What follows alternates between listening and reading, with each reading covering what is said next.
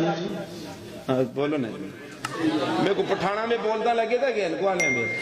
تسی کیا تھے انہیں پیچھو کے مار چھوڑے آئیں علاوہ مار کے تھے سوتے سے بیٹھے تھے جنے وہ مہنگائی تھا ساتھ نہیں مسلط کی تھی تسی جانو تو تیار جانے لیکن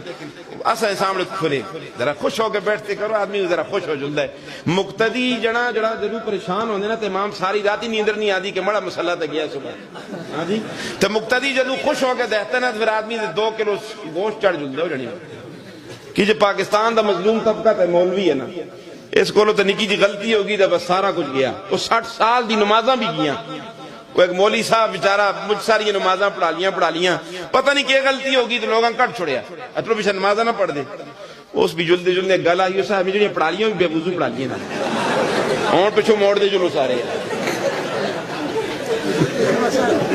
اس ہونا چاہے انہیں کوئی نہ کوئی ذرا کسکمہ میں لاؤں نا اللہ دے بندے علماء دی خدمت کر دے گا اللہ دی قسم اس جدید دور میں لوگ اپنا پیٹ کٹ کے تستے بچیاں کو پڑھا لگے تستی اپنی تنخواہ 1.5 لاکھ 2 لاکھ مڑی ہون بھی تنخواہ 10,000 روپے تو تسی تھا مالدار ہو شاید حذیفہ صاحب ماشاءاللہ بھی خود بھی مالدار انتے تسی بھی مالدار ہو انہوں کو اچھی تنخواہ دیں دے سو باقی 50,000 کو لوتے 8 کو لوتا کوئی تنخواہ نہیں دیں دا ایک بادشاہ سن اعلان کیتا ہمارا یہ ہاتھی ہے اس کو کوئی روال کہنا تو میں اس کو نام دے ساں لوگ آئے بڑا کرتب دسے لیکن ہاتھی نہ رویا ایک مولی صاحب آئے کہنا بھی گل کی تھی ہاتھی رونا لگ گیا وہ بادشاہ کہنے یہ تو کس طرح روال چھوڑے نام دے تو یہ کہنے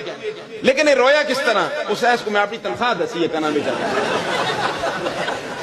وہ جنے ہاتھی تے رویا لیکن مقتدی اور بھی نہیں رویا تو اس تا پیسہ علماء تے خرچ ہوگا انشاءاللہ برکتوں سے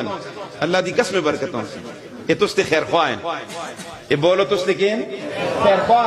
ہمدرد ہے تو سمجھ جو کوئی